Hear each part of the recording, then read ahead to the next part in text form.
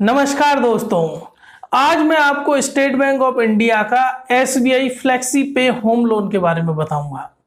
यानी कि ये home loan normal home loan होता है, लेकिन ये वेरिएंट है, ये जो यंग जनरेशन है जिन्होंने अभी अभी अपनी जॉब स्टार्ट करी है, मेनली ये वाला होम लोन उन लोगों के लिए है। अब एसबीआई नॉर्मल होम लोन और एसबीआई फ्लेक्सी पे होम लोन में क्या अंतर है, आइए हम इसको कुछ देखकर समझते हैं। देखिए, हर किसी का अपना खुद का घर हो, ये हर किसी का सपना होता है। अब होता क्या है, मान के चलिए कोई नवयुवक है जिसकी अभी अभी जॉब लगी है, नया कैरियर स्टार्ट किया है। तो इनिशियली तब कैरियर स्टार्ट किया है तो सैलरी कम होती है, जो कि टाइम के साथ बढ़ती जाती है। अब मान के चलिए लो सैलरी पे अगर वो लोन लेना चाहते हैं तो लोन अमाउंट की एलिजिबिलिटी कम बैठती है। तो एसबीआई ने क्या किया है कि इसका सॉल्यूशन निकालने के लिए एसबीआई फ्लेक्सी पे होम लोन लेकर आए।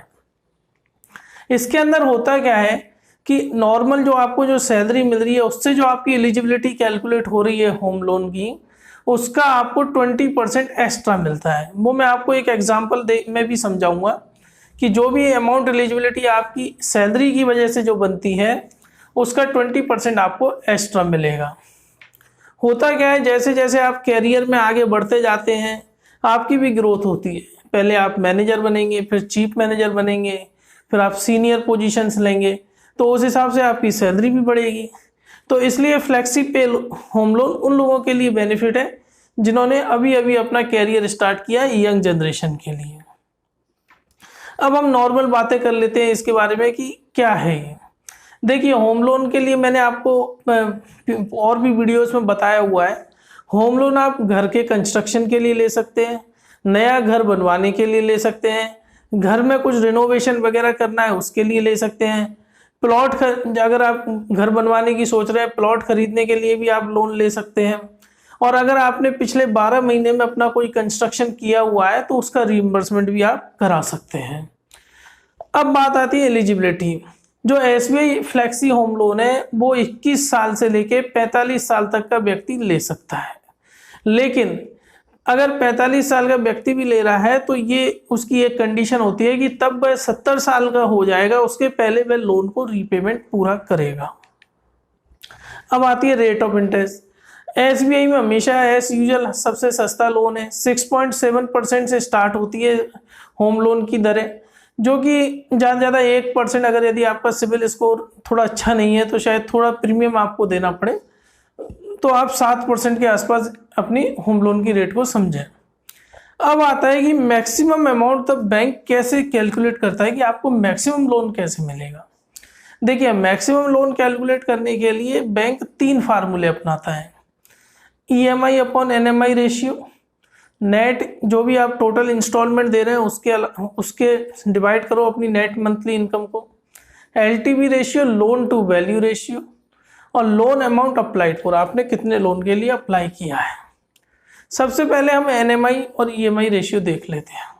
यह जो रेशियो होता है, जनरली बैंक ये मान के चलता है कि आपकी जो भी सैलरी है उसका 50% तक आप इंस्टॉलमेंट में दे सकते हैं और बाकी 50% आपको आपके खुद के रोज के खर्चों के लिए चाहिए। अब इसका मैं एक एग्जांपल देता हूँ।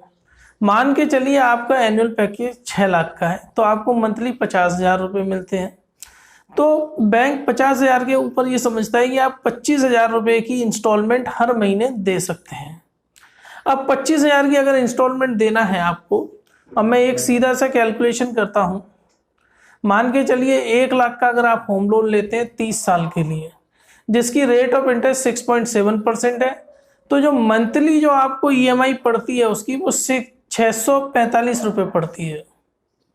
अगर उस हिसाब से देखा जाए और आपके अगर एसबीआई फ्लेक्सी होम लोन में देखा जाए तो जो 645 रुपये पर लाख की ईएमआई से आप अगर 25,000 का लेंगे लोन, तो उसको आप 20% एक्स्ट्रा कर दें तो आपकी एलिजिबिलिटी बैठ जाती है 46,50,000। अगर आप नॉर्मल होम लोन लेते तो यहाँ पर आपकी एलिजिबिलिटी बैठती 38,75,000। तो आपने देखा किस तरीके से आपको 20% का एक्स्ट्रा बेनिफिट है एसबीआई फ्लेक्सी होम लोन में।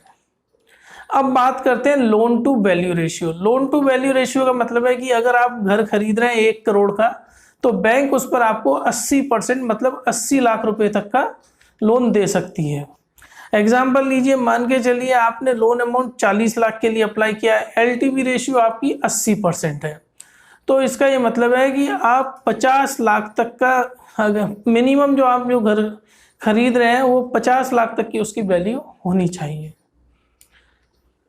अब रीपेमेंट पीरियड की बात कर लेते हैं। होम लोन में मैक्सिमम रीपेमेंट 30 साल का होता है और मैक्सिमम ये आपको 70 साल की एज अटेंड करने के पहले आपको रीपेमेंट करना होता है।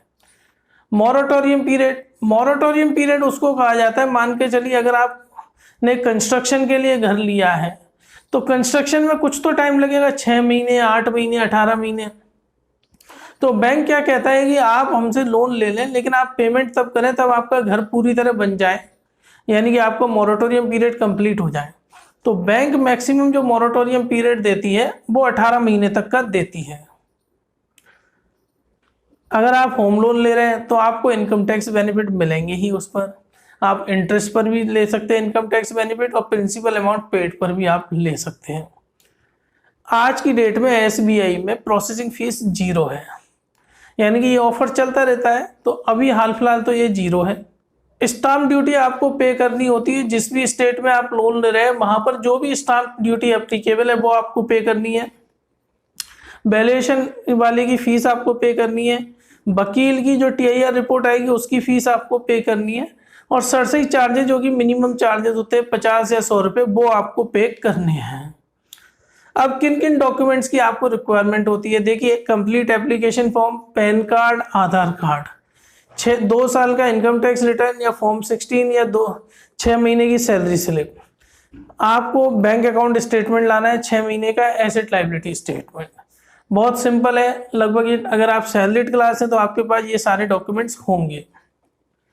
होम लोन आप डायरेक्ट ब्रांच में जाके भी अप्लाई कर सकते हैं या आप योनो ऐप के माध्यम से भी अप्लाई कर सकते हैं। मैंने एक वीडियो बनाया हुआ है कि योनो ऐप के माध्यम से आप home loan state bank of India में किस तरीके से अप्लाई करेंगे, आप ऊपर आई बटन पे क्लिक करके भी देख सकते हैं। दूसरी बात, डिसबर्समेंट ऑफ लोन कैसे होता है, लोन कैसे मिलता है। देखिए, अगर आप प्रॉपर्टी खरीद रहे हैं तो डायरेक्ट सेलर के नाम से ड्राफ्ट बनेगा। अगर आप कंस्ट्रक्शन के लिए ले रहे हैं तो आपके अकाउंट में पेमेंट होगा, लेकिन जैसे जैसे कंस्ट्रक्शन कंप्लीट होगा उस फेस में आपके अकाउंट में पेमेंट होगा। और अगर यदि आप रीइंबर्समेंट के लिए ले रहे हैं तो जो भी आपकी कॉस्ट आई है उसका आपको पेमेंट मिल जाएगा। आप लोन का रीपेमेंट ECS और SI के माध्यम से कर सकते हैं।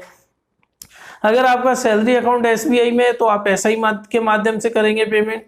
अगर सैलरी अकाउंट आपका किसी और बैंक में है तो आप ECS के माध्यम से पेमेंट करेंगे। आपको रेगुलर रहना है अपने अकाउंट में, नहीं तो आपका सिविल स्कोर खराब हो जाएगा।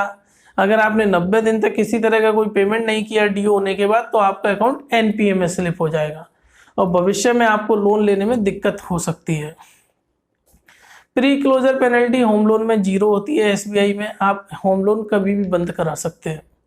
तो फ्रेंड्स, मुझे उम्मीद है आपको मेरा वीडियो पसंद आएगा। प्लीज़ मेरा वीडियो आप अपने WhatsApp ग्रुप पर शेयर करें और मेरा चैनल सब्सक्राइब करवा के रखें बैंकिंग रिलेटेड इन्फॉर्मेशन के लिए। धन्यवाद फ्रेंड्स।